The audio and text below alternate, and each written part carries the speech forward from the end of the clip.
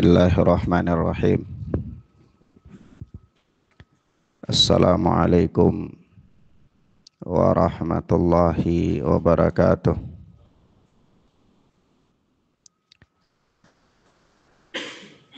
Alhamdulillahilladzi hadana lil Islam wa manna alaina bih wa akhrajana fi khairi ummatin fanas'aluhu at-taufiqa lima yuhibbu wa yarda wal hifdha mimma yakrahu wa yaskhat fanusalli wa nusallimu ala habibina wa sayyidina Muhammad ibn Abdillah wa ala alihi wa ashabihi wa man sara ala nahjihi ila yaumiddin. Amma ba'd. Ikhwan wa akhwat rahimani wa rahimakumullah, kita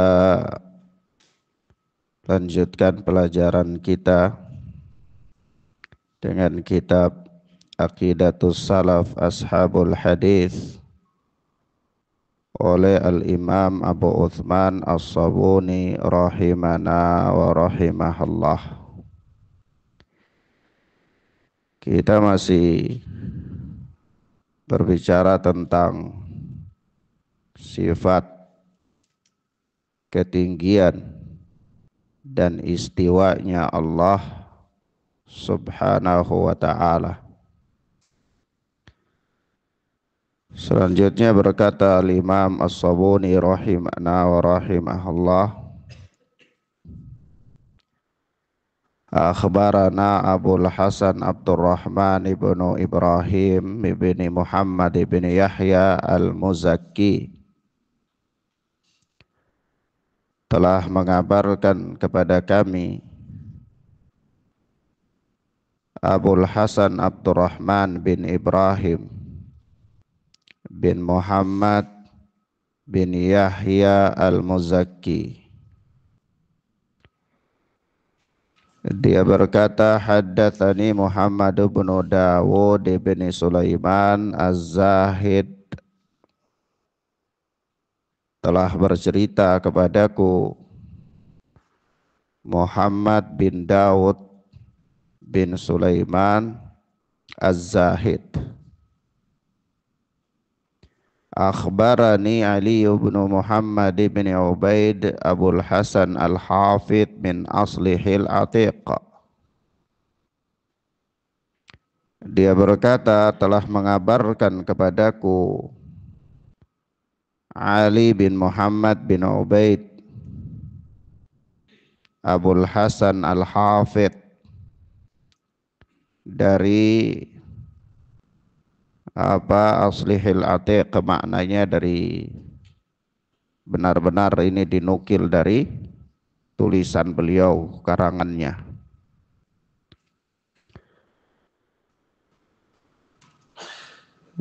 Haddatsana Abu Yahya bin Bishr Al-Warraq. Dia berkata, telah bercerita kepada kami Abu Yahya bin Bishr Al-Warraq. Haddatsana Muhammad bin Al-Ashras Al-Warraq Abu Kinanah, yaitu Abu Yahya bin Bishr. Dia berkata, telah bercerita kepada kami Muhammad bin Ashras Al-Warraq, yakni kunyanya Abu Kinanah.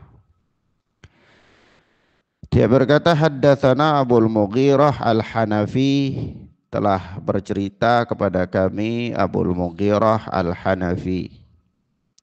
Haddatsana Qurratu bin Khalid Anil Hasan, telah bercerita kepada kami Qurrah bin Khalid dari Al-Hasan an ummihi, dari ibunya an Ummi Salamah. dari Ummu Salamah radhiyallahu taala anha. Ummu Salamah istri Nabi sallallahu alaihi wasallam. Fi qaulihi ta'ala, tentang firman Allah yang maha tinggi, yakni pendapatnya Ummu Salamah terhadap firman Allah, Ar-Rahmanu 'alal arsyistawa, Allah yang maha pengasih beristiwa di atas arasy.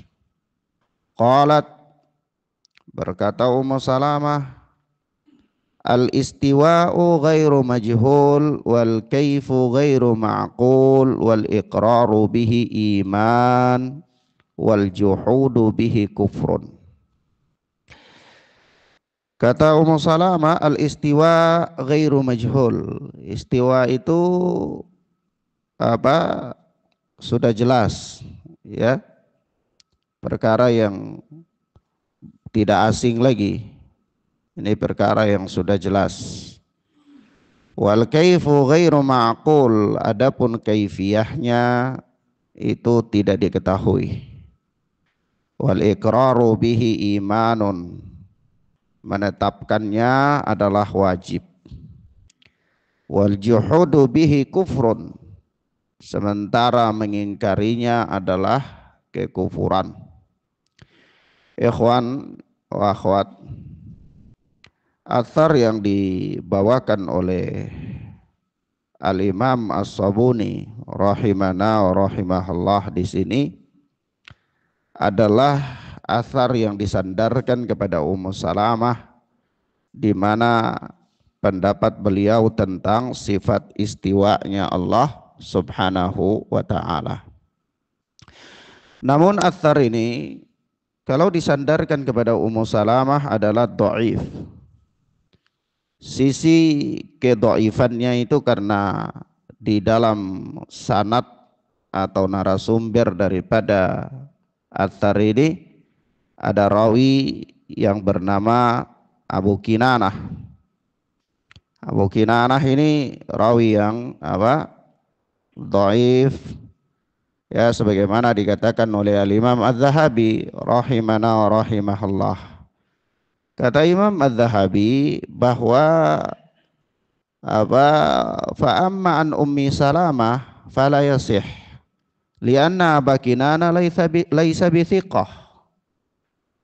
Athar ini kalau disandarkan kepada Ummu Salamah itu tidak sahih, karena Abu Kinanah itu rawi yang tidak thiqah. Naam. Nah, begitu pula diterangkan oleh Syekhul Islam Ibnu Taimiyah rahimana wa rahimahullah di dalam Majmu' Fatawa. Kata beliau, wa qad ruwiya hadzal jawabu an Ummi Salamah radhiyallahu anha mauqufan wa marfu'an.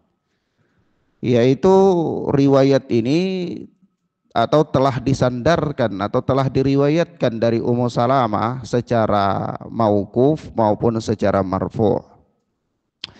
Antum tahu mauquf? Mauquf itu fatwa sahabat, pendapat sahabat. Adapun marfu' itu riwayat yang terangkat sampai ke Nabi sallallahu alaihi wasallam.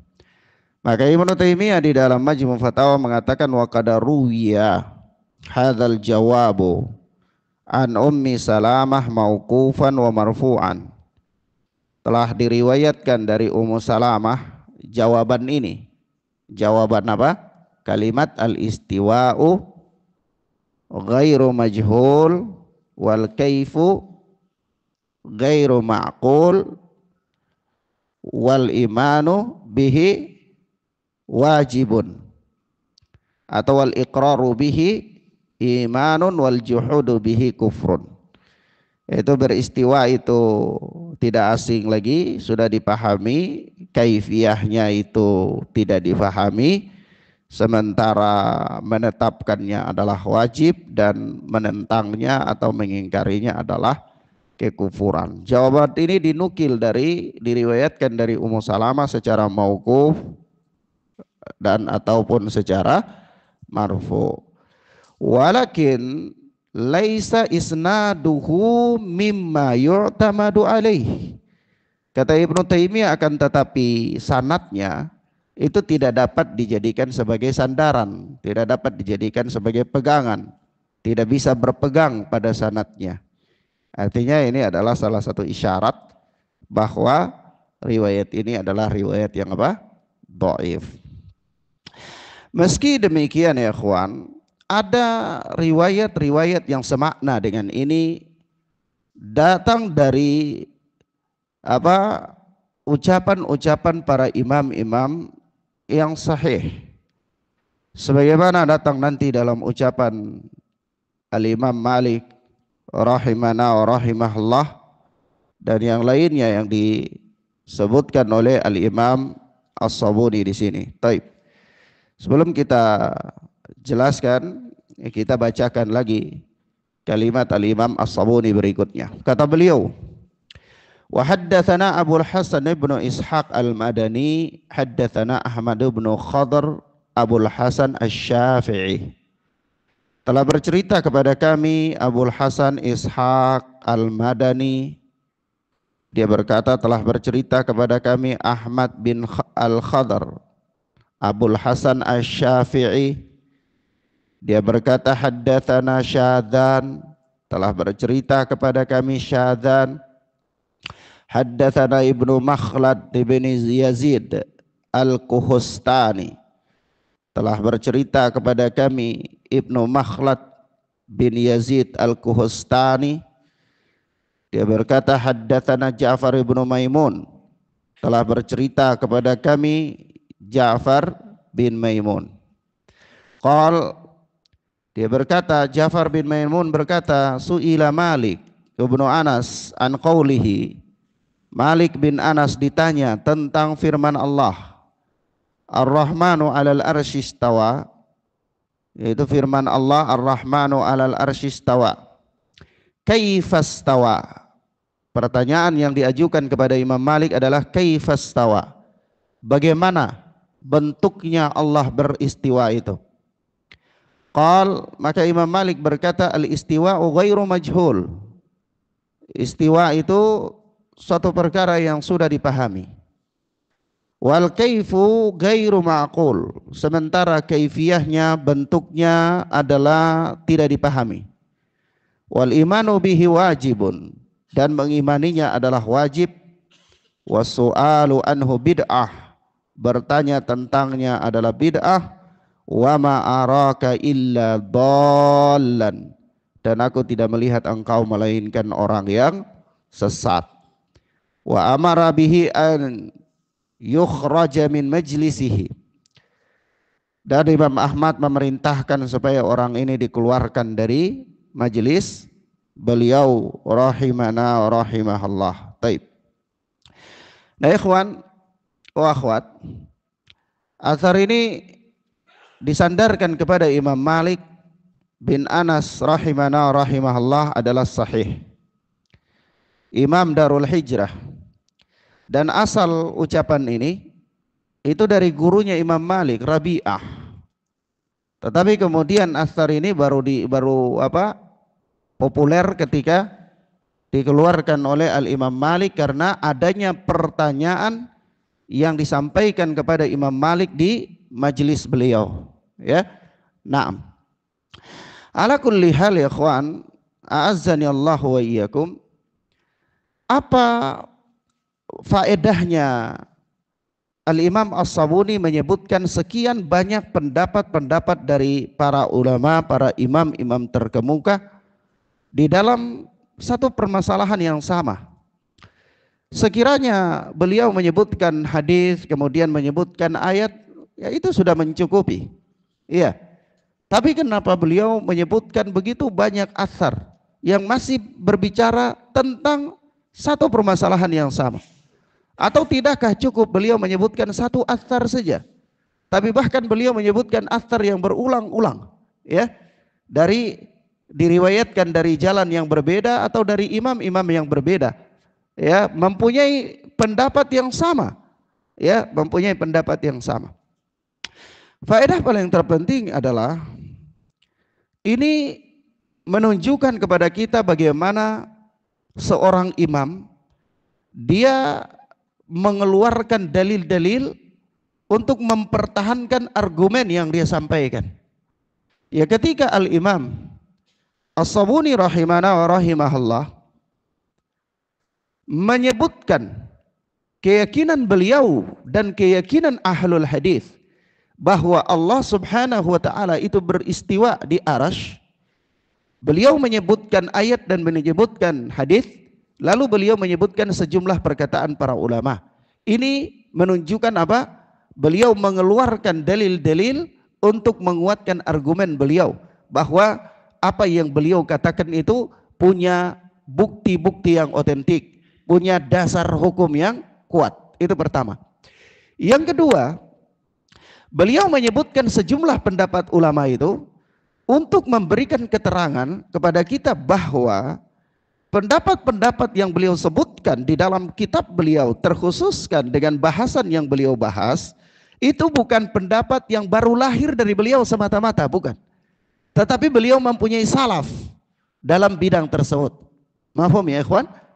Beliau mempunyai salaf dalam bidang tersebut. Artinya ada pendahulu beliau dalam bidang tersebut yang menyebutkan keyakinan-keyakinan seperti itu dan menyebutkan perkataan-perkataan seperti itu. Bukan lahir dari beliau semata-mata. Paham ya? Nah ini satu metode yang membedakan antara ashabul hadis dan selain mereka. Kenapa ya ikhwan? Karena kalau kita berbicara tentang Al-Quran dan Sunnah, maka setiap orang ketika dia masih muslim, ya, dia akan kembali kepada Al-Quran dan Sunnah. Dia akan mengakui Al-Quran dan Sunnah. Dia akan menerima Al-Quran dan Sunnah. Meskipun nanti kemudian dia mempunyai pemahaman yang berbeda dengan kita tentang Al-Quran dan Sunnah tersebut. Tetapi ala kulli hal, kalau disebutkan Al-Quran dan Sunnah, seorang muslim sejati, dia tidak akan pernah menolak Al-Quran dan Sunnah. Mahfum ya ikhwan? Ya, sebab itu antum dapati banyak sekali ya di antara kelompok-kelompok yang menyimpang, itu mereka menyusun argumen-argumen mereka, itu juga dengan Al-Quran dan Sunnah. Dengan Al-Quran dan Sunnah. Ya, Khawarij terjatuh di dalam pemahaman yang luar biasa bahayanya, itu juga mereka berjalan di atas Al-Quran dan Sunnah. Iya. Nah, begitu pula kelompok-kelompok yang lain. Ya, mereka terjatuh dalam penyimpangan-penyimpangan, juga adalah mereka berjalan di atas Al-Quran dan Sunnah. Kalau kita tanyakan kepada mereka dalil, mereka akan menyebutkan dalilnya. Al-Quran menyebutkan demikian. Kalau kita sebutkan, tanyakan kepada mereka hadisnya, mereka sebutkan hadisnya. Nah, tetapi yang membedakan kita dengan mereka adalah Al-Quran dan hadis itu kita memahaminya dengan pemahaman para salafun as-salih. Kita memahaminya dengan pemahaman para imam-imam yang ternama, yang mempunyai kredibilitas keilmuan, yang diakui ketakwaannya dan seterusnya. Nah, itulah perbedaannya kita. Adapun selain kita, mereka menyebutkan Al-Quran tetapi memahaminya dengan pemahaman sendiri. Mereka menyebutkan hadis, memahaminya dengan pemahaman tokoh-tokoh mereka, tidak mempunyai asal dari generasi terdahulu. Paham ya ikhwan? Nah, inilah perbedaannya. Sebab itu kita katakan, kalau orang itu dia berjalan dengan Al-Quran dan Sunnah saja, dia membuang pemahaman para imam-imam terdahulu, maka dia rentan terjatuh dalam kesesatan. Dia rentan terjatuh dalam kesesatan. Sekaliber Al-Imam Abu Uthman As-Sabuni saja, ketika beliau menyebutkan ya pembahasan-pembahasan, itu beliau menguatkan ayat-ayat dan hadis-hadis yang beliau sebutkan itu dengan pendapat-pendapat para imam-imam terdahulu sebelum beliau. Paham ya ikhwan? Beliau mulai menukil dari pendapatnya Al-Imam Al-Hakim, pendapatnya Al-Imam Ibnu Khuzaimah, kemudian pendapatnya Al-Imam Malik di sini, dan kemudian beliau juga bahkan menukil dari pendapatnya Ummu Salamah walaupun memang riwayatnya tidak sahih. Mahfum ya ikhwan? Taib. Kemudian yang Ketiga adalah merupakan bahasan inti dari pembahasan kita ini, bahwa akidah yang mengatakan bahwa Allah beristiwa di arasy itu akidah yang tidak asing lagi di kalangan para imam-imam terdahulu. Akidah yang tidak asing dan akidah yang tidak diperdebatkan, akidah yang tidak dipertentangkan, akidah yang diterima oleh seluruh para imam-imam terdahulu. Iya, paham ya? Lalu mulai datang orang-orang belakangan membuat berbagai macam teori yang meragukannya bahkan menolaknya. Paham ya ikhwan? Tapi kita katakan bahwa akidah ini adalah akidah yang telah diterima oleh para imam-imam terdahulu dan tidak ada pertentangan di antara mereka tentang keyakinan tersebut. Baik. Faedah yang lain dari bahasan ini adalah bahwa Al-Imam Malik rahimahullah seorang imam yang mempunyai pandangan yang jauh ke depan dalam membentengi agama ini dari berbagai macam bentuk penyimpangan dan kerusakan. Lah itulah sifatnya para ulama, sifatnya para imam-imam. Kenapa? Karena Rasulullah sallallahu alaihi wasallam mengatakan al ulama warathatul anbiya. Para ulama itu adalah pewaris para nabi. Wal anbiya lam yuwarithu dinaran wala dirham, innama warathul ilma. Sementara para nabi itu mereka tidak mewariskan dinar dan dirham, mereka hanyalah mewariskan apa? Ilmu. Man akhadhaha akhadha bihadzin wafir. Barang siapa yang mengambil ilmu itu berarti dia mengambil warisan para nabi yang besar. Para ulama telah mendedikasikan kehidupan mereka itu untuk menjaga agama. Mereka mulai dari mengorbankan waktu mereka, mengorbankan harta mereka, mengorbankan keluarga mereka untuk mendapatkan ilmu itu dan menghafalnya. Antum tahu rihlanya para ulama untuk mendapatkan ilmu? Ya, sudah sering kita bacakan dan kita sebutkan bagaimana para ulama dalam berjalan untuk mencari ilmu. Ada di antara mereka yang berjalan 1 bulan cuma dapat 1 hadis, ya. Ada di antara mereka yang karena bekalnya habis dia harus lapar sampai 3 hari tapi tetap menuntut ilmu dalam keadaan yang demikian, ya. Kita alhamdulillah selesai belajar ada nasi uduk, ya, ada kopi, ada nasi lontong sayur, ya, masya Allah, ya, luar biasa. Tapi antum lihat Al-Imam Abu Hatim itu beliau belajar, ya, itu beliau dengan anaknya. Dalam riwayat biografi beliau itu kalau beliau ajak anaknya untuk pergi ke rumah para masyayikh, para guru, itu perjalanannya jauh, dari rumah ke tempat guru itu jauh. Nah, beliau biasanya suruh anaknya pegang batu. Jadi begitu pegang batu, nanti kalau sudah capek, buang 1. Nanti sudah capek lagi, lemparkan lagi jauh. Nanti jalan sampai di situ, angkat lagi, lemparkan lagi, begitu terus, ya, sampai suatu ketika mereka pulang dari perjalanan menuntut ilmu. Di pasar itu ada orang jual ikan, dia beli, pulang sampai ke rumah. Sampai di rumah ternyata sudah jadwal murojaah, jadwal memperbaiki catatan, jadwal menghafal, jadwal, ya, akhirnya mereka tinggalkan itu belanjaan, sibuk dengan pelajarannya.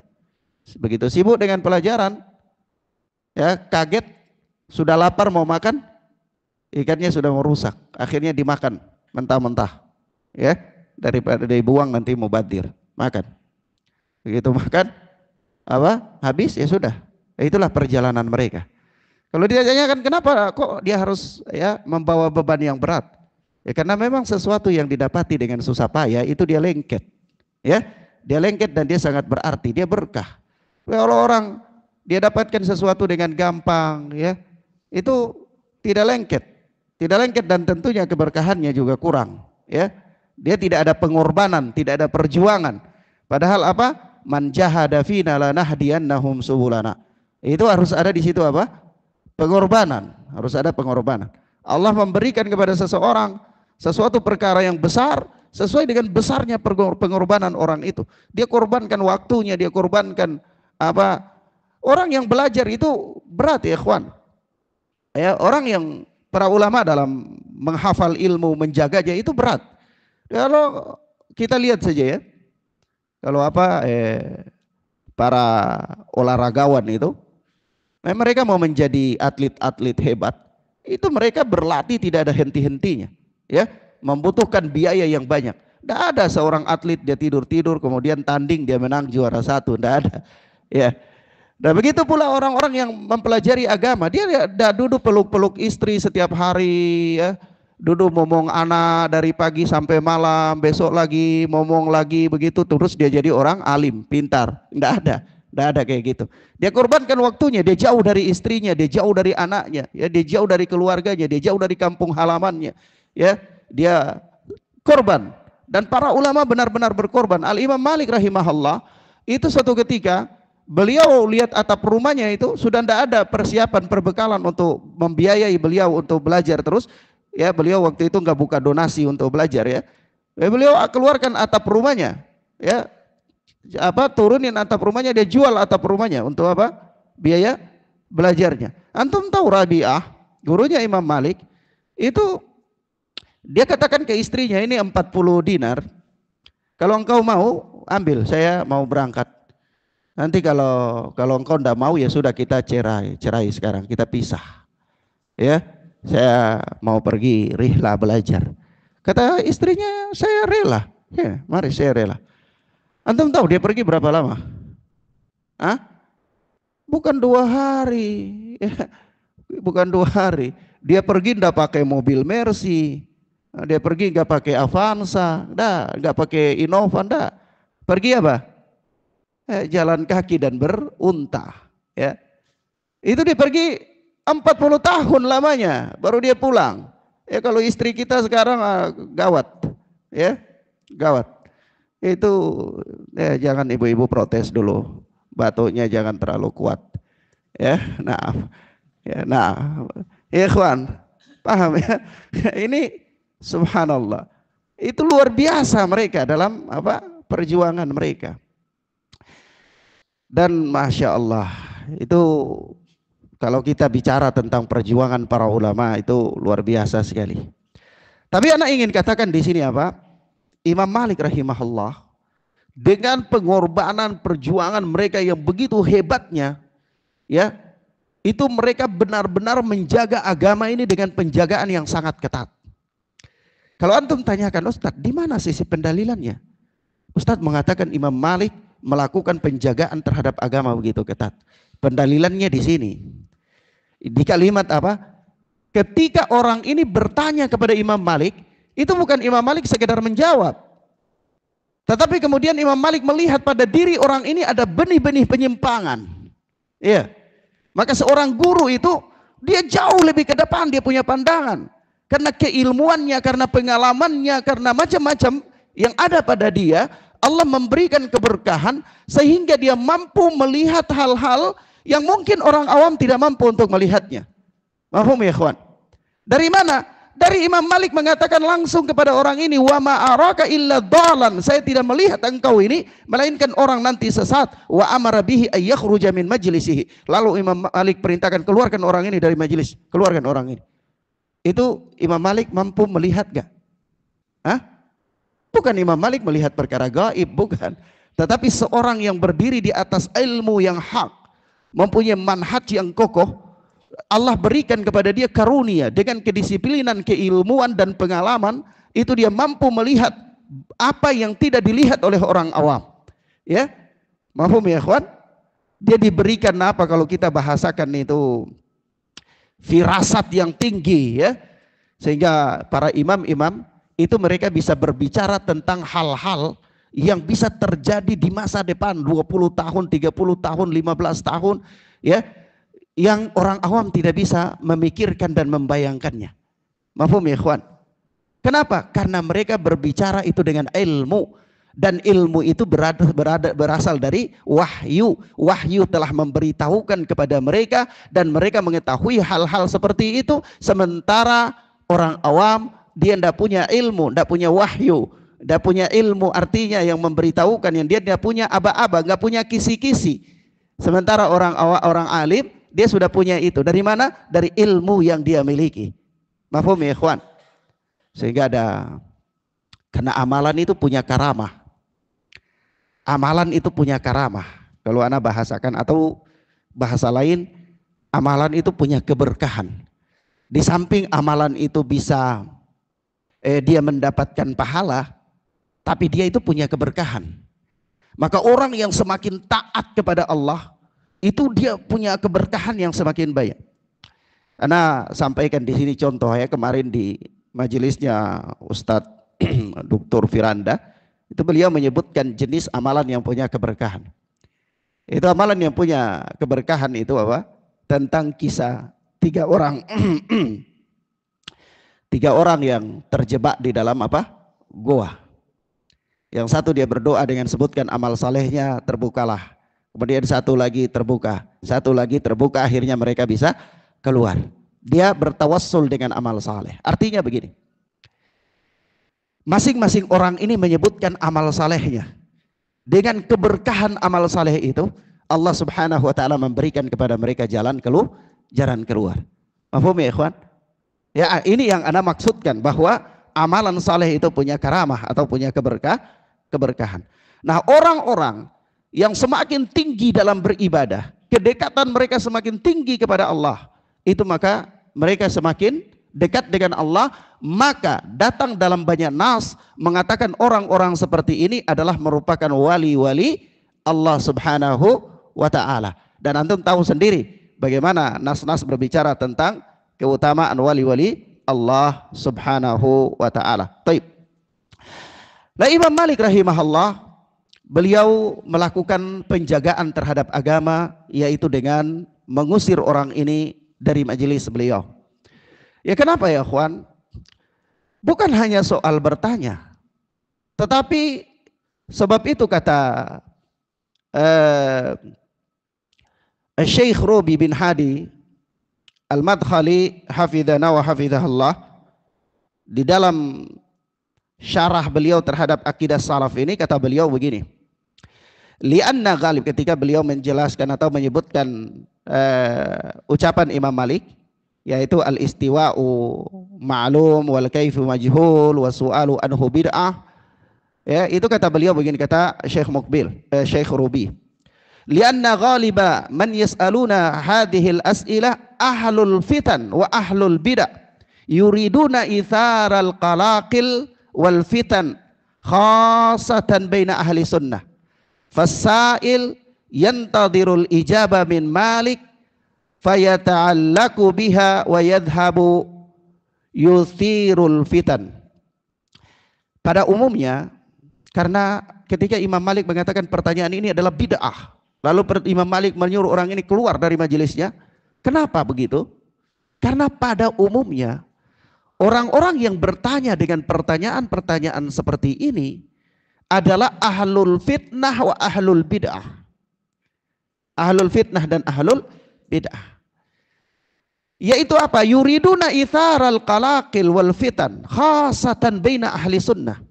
Mereka menginginkan dengan pertanyaan-pertanyaannya itu adalah menginginkan kekacauan, ingin menghasut, ya. Lalu apa? Di tengah-tengah dan menginginkan fitnah, khususnya di tengah-tengah ahli sunnah. Orang yang bertanya itu, dia bertanya bukan semata-mata ingin mendapatkan pelajaran, tapi dia bertanya untuk mendengar jawaban. Lalu dia akan ambil jawaban itu, sekiranya ada celah-celah untuk membuat masalah di situ, dia akan ambil pertanyaan itu dan dia bawa lalu dia sebarkan di tengah-tengah umat, sehingga terjadilah perselisihan, pertikaian dan seterusnya. Mafhum ya ikhwan? Sebab itu orang yang bertanya itu ada beberapa tipe. Ada orang yang bertanya memang benar-benar ingin tahu. Nah, ini terpuji. Ini harus dilayani, harus dilayani. dijelaskan kalau kita mampu. Kalau yang kedua, ada orang yang bertanya dengan maksud supaya teman-teman dia yang mendengar itu paham, ini juga tidak ada masalah. Ini juga termasuk perkara yang baik. Tapi yang ketiga, ada orang yang bertanya untuk membuat fitnah. Bertanya untuk membuat fitnah itu yang pertama, ingin membenarkan dirinya atau ingin mencari celah dari orang yang dia bertanya kepadanya, atau ingin jawaban yang dengan jawaban itu akan dia buat kekacauan. Mafhum ya ikhwan? Dan kita lihat yang seperti ini banyak sekali terjadi sejak dari zaman dulu sampai zaman sekarang. Ya, di majelis-majelis ilmu banyak pertanyaan-pertanyaan yang tidak berfaedah, atau bahkan pertanyaan-pertanyaan yang bisa membuat gaduh, bisa membuat apa ya ikhwan? Membuat gaduh. Maka Al-Imam Malik rahimahullah menganggap orang ini, wah ini bahaya orang ini, sumber fitnah orang ini. Langsung Imam Malik katakan, ini sudah keluar dari majelisnya, diusir oleh Al-Imam Malik rahimahullah dari majelis beliau. Naam. Taib. Mafhum ya ikhwan? Maka kemudian kita katakan yang berikut. Kata Syekh Robi begini, wassalaf kanu yazjuruna man yas'alu anil umuril lati tuaddi ilal fitan. Para salaf dahulunya mereka melarang orang-orang yang bertanya tentang perkara-perkara yang dapat menyebabkan fitnah. Mereka melarang orang-orang yang bertanya tentang perkara-perkara yang dapat menyebabkan apa? Fitnah. Hatta law kana sa'il yas'alu anil haqqi lakin su'aluhu yuaddi ilal fitnah yazjurunahu. Sampai walaupun penanya itu dia bertanya tentang kebenaran, tapi kalau pertanyaannya itu dapat membawa kepada fitnah, maka mereka melarang dari hal ini. Paham ya ikhwan? Paham ya? Kalau ditanyakan apa contohnya, apa bukti konkretnya, apa pengamalannya dari para salaf, maka kita katakan pengamalannya ada dalam perbuatan Imam Malik. Yaitu ketika Imam Malik melihat ini pertanyaan ini bisa terjadi fitnah, pertanyaan ini bisa buat huru hara, pertanyaan ini bisa ya menjadi musibah bagi agama, dakwah, maka kata Imam Malik, saya tidak melihat kecuali engkau ini adalah orang yang sesat. Keluarkan orang ini dari majelis. Itu adalah langkah apa ya ikhwan? Langkah untuk menjaga agama apa tidak? Langkah untuk menjaga agama. Jadi para ulama itu pandangan mereka sangat jauh ke depan untuk menjaga kemurnian agama ini. Sehingga mereka mencegah dari setiap benih-benih penyimpangan. Ada orang yang mereka lihat orang ini bisa menyimpang, dia diperingatkan, tidak boleh orang ini bahaya. Ada mereka lihat lagi ini tidak boleh. Itu mereka dalam rangka apa ya ikhwan? Bukan mereka hasad. Mereka nggak perlu. Imam Malik nggak punya persoalan dengan orang ini. Tidak ada sengketa tanah antara dia dan Imam Malik, tidak ada. Iya, Imam Malik juga nggak pernah berhutang ke dia, nggak ada. Ya, bukan masalah utang piutang ini, bukan masalah sengketa tanah. Tetapi Imam Malik memperingatkan orang ini, bahkan Imam Malik mengusir dia dari majelis Imam Malik. Untuk apa itu? Untuk menjaga kemurnian agama. Paham ya ikhwan? Maka ikhwan fiddin azani Allah wa iyyakum, begitulah para ulama dalam menjaga kemurnian agama. Nah, kemudian kata Syekh Mukbil, wal ulama qarraru annahu idza kana sa'il mustarshidan yujabu wa idza kana muta'annitan fahadha la yujab bal yuhan. Para ulama menetapkan satu kaidah bahwa jika orang yang bertanya itu mustarshidan, orang yang membutuhkan bimbingan, yujab, dijawab, dilayani. Wa idza kana muta'annitan, kalau dia itu bertanya untuk apa? Mendebat, untuk maksud keras kepala, ngotot, ya, fahadza la yujab. Maka orang seperti ini gak usah diladeni, bal yuhan, bahkan dia direndahkan, ya, diusir atau apalah ya. Nah, begitu. Itu kaidah yang berlaku di kalangan para ulama. Naam. Baik. Akhwana fiddin azani Allah wa iyyakum. Sebab agama ini harus dijaga. Dan siapa yang menjaga agama? Ulama. Seandainya para penuntut ilmu itu tidak lagi mendengar kepada orang-orang alim, ya, dalam nasihat-nasihat mereka untuk menjaga agama, memperingatkan manusia dari benih-benih penyimpangan dan ketersesatan, maka agama ini akan hancur. Agama ini akan hancur. Paham ya ikhwan? Karena orang awam, para penuntut ilmu belum mampu melihat benih-benih penyimpangan yang dilihat oleh seorang alim. Paham maksudnya ikhwan? Belum mampu melihat benih-benih penyimpangan yang dilihat oleh seorang alim. Sehingga Al-Imam Malik melihat ini, beliau mengusir orang tersebut. Kalau kita marah enggak?